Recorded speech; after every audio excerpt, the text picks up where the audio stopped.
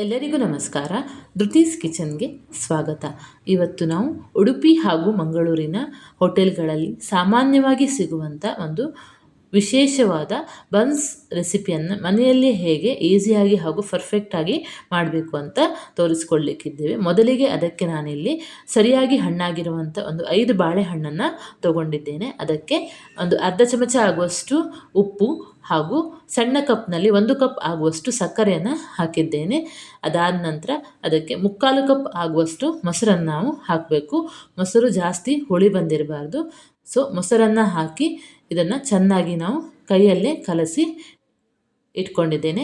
ಅದಾದ ನಂತರ ಅದಕ್ಕೆ 1/4 ಚಮಚ ಆಗುವಷ್ಟು ಅಡಿಗೆ ಸೋಡವನ್ನು ಹಾಕಬೇಕು.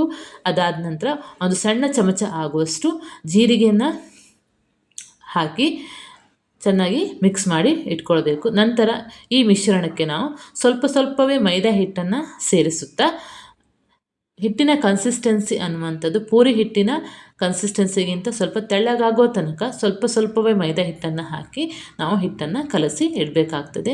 ನಾವು ಜಾಸ್ತಿ ಹಿಟ್ಟನ್ನು ಈಗ ನಾದಬಾರ್ದು. ಈಗ ನಾನು ಸ್ವಲ್ಪ ಎಣ್ಣೆಯನ್ನು ಹಾಕಿ ಹಿಟ್ಟನ್ನು 6ರಿಂದ 7 ಗಂಟೆಗಳ ಕಾಲ ಇದನ್ನು ನೆನೆಯಲು ಇಟ್ಟಿದ್ದೇನೆ.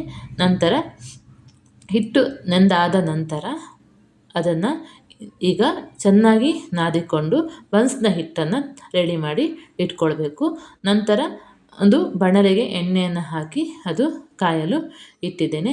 ಇಲ್ಲಿ ನಾನೀಗ ಸ್ವಲ್ಪ ಹಿಟ್ಟನ್ನು ತಗೊಂಡು ಪೂರಿ ಹಿಟ್ಟಿಗಿಂತ ಸ್ವಲ್ಪ ದಪ್ಪ, ಪೂರಿಗಿಂತ ಸ್ವಲ್ಪ ದಪ್ಪವಾಗಿ ಅದನ್ನು ಲಟ್ಟಿಸಿ ಈ ರೀತಿ ಕಾದ ಎಣ್ಣೆಗೆ ಹಾಕಿ ಸ್ವಲ್ಪ ಮೇಲ್ಗಡೆಯಿಂದ ಈ ರೀತಿ ಬಿಸಿಯಾದ ಎಣ್ಣೆಯನ್ನು ಹಾಕಿ ಅದನ್ನು ನಾವು ಫ್ರೈ ಮಾಡಿಕೊಳ್ಬೇಕು. ಒಮ್ಮೆ ಈ ರೀತಿ ಬನ್ಸನ್ನು ನಿಮ್ಮ ಮನೆಯಲ್ಲಿ ಮಾಡಿ ನೋಡಿ. ನಾನು ಹೇಳಿರುವಂಥ ಮೆಷರ್ಮೆಂಟಲ್ಲೇ ಮಾಡಿ ಟ್ರೈ ಮಾಡಿ ನೋಡಿ ಹೇಗಾಗಿದೆ ಅಂತ ನನಗೆ ಕಮೆಂಟ್ ಮೂಲಕ ತಿಳಿಸಿ. ಈ ರೀತಿ ನಾನು ಮೀಡಿಯಮ್ ಟು ಹೈ ಫ್ಲೇಮ್ ಉರಿಯಲ್ಲಿ ಇಟ್ಕೊಂಡು ಬನ್ಸನ್ನು 2 ಕಡೆ ಮೇಲೆ ಸ್ವಲ್ಪ ಬಿಸಿ ಎಣ್ಣೆಯನ್ನು ಹಾಕಿ ಕೆಂಪಗಾಗುವ ತನಕ ಫ್ರೈ ಮಾಡಿ ಇಟ್ಕೊಂಡಿದ್ದೇನೆ. ನೀವು ನೋಡ್ಬೋದು ಈಗ ಬನ್ಸ್ ಅನ್ನುವಂಥದ್ದು ರೆಡಿ ಆಯಿತು. ಈ ರೀತಿ ಬಣ್ಣ ಚೇಂಜ್ ಆದಮೇಲೆ ಅದನ್ನು ನಾವು ತೆಗೆದು ಪ್ಲೇಟಿಗೆ ಹಾಕಿ ಇಟ್ಟಿದ್ದೇನೆ. ನೀವು ನೋಡ್ಬೋದು ಯಾವ ರೀತಿ ಬನ್ಸಿನ ಟೆಕ್ಸ್ಚರ್ ಅನ್ನುವಂಥದ್ದು ಬಂದಿದೆ ಅಂತ ಹೇಳಿ. ಇದನ್ನು ನಾವು ಚಟ್ನಿ ಹಾಗೂ ಚಹಾದೊಂದಿಗೆ ತಿನ್ಬೋದು.